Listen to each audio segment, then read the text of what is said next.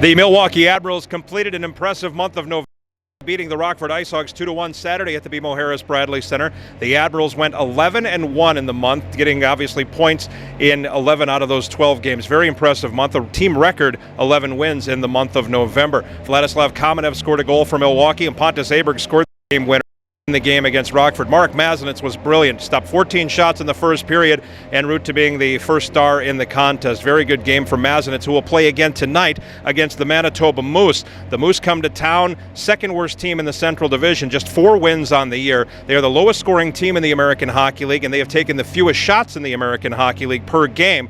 However, they did beat Milwaukee in the end of October by the final score of 3-2 here in Milwaukee. The Admirals have made a lot of changes on the roster over the last couple of days. Cody Bass has been recalled by parent club Nashville. Victor Bartley and Jussi Saros are back in Milwaukee after being reassigned by parent club Nashville. And the Admirals also signing Vinny Sapineri to a PTO. Of course, Sapineri scored 15 goals for the Admirals 2 seasons ago. We spoke with Admirals defenseman Victor Bartley. He's only played 1 game this year with the parent club Predators. He's excited to get back on the ice. First off, Victor, good to see you back here in Milwaukee. I know it's not necessarily ideal, but to a degree, maybe it is. No, absolutely. I think anytime you're able to start playing hockey again and start playing some big minutes, it's going to benefit you a lot. And I'm excited to be back here in Milwaukee and ready to log some ice time. You have played only 1 game, unfortunately, this season in Nashville, and that's got to be tough. I mean, how do you stay prepared? How do you stay mentally sharp, because knowing that maybe tonight, maybe tomorrow, who knows? I think just tell yourself, you know what, you're in a unique situation with the defense core in Nashville being as deep as it is, and you take the opportunity to sit there and try and learn from those guys each and every day, and just keep telling yourself that, you know what, if someone does get hurt, you're going to be that next guy in the lineup. Mm-hmm. It's a good thing, and that the team hasn't gotten hurt so far. They've stayed relatively healthy, so it's been good for the back end, and just came down here and looking forward to playing. I was going to say, but maybe frustrating for a guy like you who played several games last year, got in the playoffs as well, and it just hasn't had the chance this season due to no injuries, which is really different to say at this point of the season. Yeah, it definitely is, but at the same time,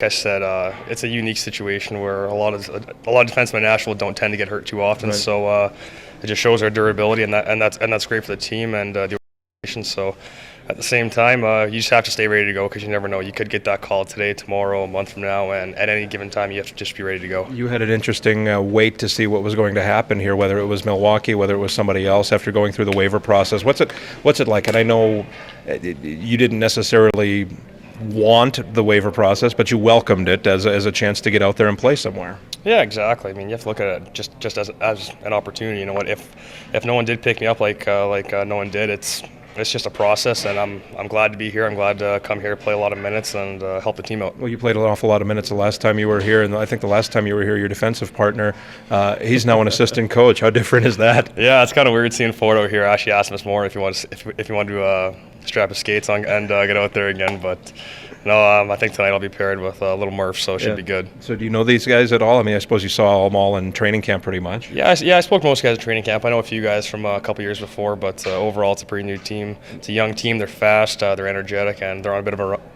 bit of a run right now, so it's good to see, and just looking to come here and help contribute. You really get thrown in, though. I always ask guys if they pay attention to what's going on. You don't necessarily have an opportunity to pay attention because you're so focused on what you're doing in Nashville, but you probably get a crash course once you get to town, right? Yeah, exactly. I went over a few things with Stan, the assistant coach already, and Fordo a bit, so just looking forward to getting the lineup and just kind of letting see how things play out. Is it a lot different than what you remember the last time you were down here? The city's changed a little bit, but the practices you're in, it's all still the same here, and good to see you again, so it's always a good time. Yeah, it is good to see you again. Good luck tonight. Good to have you here. All right, thanks a lot. All right, that's defenseman Victor Bartley. Face-off tonight at the BMO Harris Bradley Center is at 7 o'clock. Pre-game coverage starting at 6:30 on Sports Radio 105.7 FM The Fan. It's a Tuesday. That means it's a green and gold Tuesday. Former Packers tight end Tom Crabtree will be here, brought to you by Leaf Guard, Valdino Roofing, and Durzon and Menard. You can watch the game, of course, online at ahllive.com. For a list of Admirals promotions, go to milwaukeeadmirals.com.